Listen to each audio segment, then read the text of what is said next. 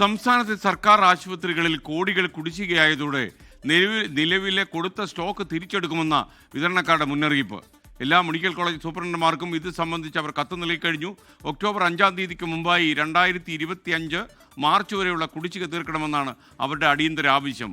ഈ മാസം 1-ാം തീയതി മുതൽ ഹൃദയ ശസ്ത്രക്രിയാ ഉപകരണ വിതരണം നിർത്തിവച്ചിരിക്കുന്നുവെന്ന വാർത്തയും കൂടി വരികയാണ്.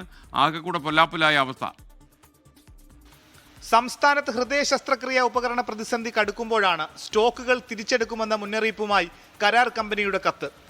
ശസ്ത്രക്രിയകൾ കൂടുതൽ നടക്കുന്ന പല ആശുപത്രികളിലും ഉപകരണക്ഷാമമുണ്ട്. ഉപകരണ വിതരണക്കാർക്കുള്ള കുടിശ്ശിക തീർക്കാൻ സ്റ്റേറ്റ് ഹെൽത്ത് ഏജൻസി 100 കോടി രൂപ അനുവദിച്ചെങ്കിലും വിതരണക്കാർക്ക് ലഭിച്ചിട്ടില്ല. 158 കോടിയാണ് കുടിശ്ശിക. കോഴിക്കോട് മെഡിക്കൽ കോളേജിലെ 34 കോടിയും തിരുവനന്തപുരം മെഡിക്കൽ കോളേജിലെ 21 കോടിയും പരിയാരത്തെ 13 കോടിയും ഉൾപ്പെടെയാണ് കുടിശ്ശിക. നിലവിലുള്ള സ്റ്റോക്കുകൾ വെച്ചാണ് ആശുപത്രികൾ മുന്നോട്ടു പോകുന്നത്. എന്നാൽ ഈ സ്റ്റോക്ക് കൂടി തിരിച്ചെടുക്കുമെന്ന മുന്നറിയിപ്പാണ് ഉപകരണ വിതരണക്കാർ നൽകുന്നത്. മറ്റുപകരണ വിതരണക്കാരിൽ നിന്നും സാധനങ്ങൾ എത്തിച്ചാണ് താൽക്കാലിക പരിഹാരം കാണുന്നത്. ഒരു ദിവസം 15 മുതൽ 20 വരെ ആൻജിയോപ്ലാസ്റ്റി ചെയ്തിരുന്ന സ്ഥാനത്ത് ഇപ്പോൾ 5-ൽ താഴെ മാത്രം. പ്രതിസന്ധി രൂക്ഷമാകുമ്പോഴും കുടിശ്ശിക നൽകി പ്രശ്നം പരിഹരിക്കാൻ അധികൃതർ ശ്രമിക്കുന്നില്ലെന്നാണ് വിതരണക്കാർ പറയുന്നത്. ഹൃദയ ശസ്ത്രക്രിയകൾ മുടങ്ങാതിരിക്കാൻ തിരുവനന്തപുരം മെഡിക്കൽ കോളേജിൽ നിന്നടക്കം ഉപകരണങ്ങൾ എത്തിച്ചെങ്കിലും പരിഹാരമായില്ല.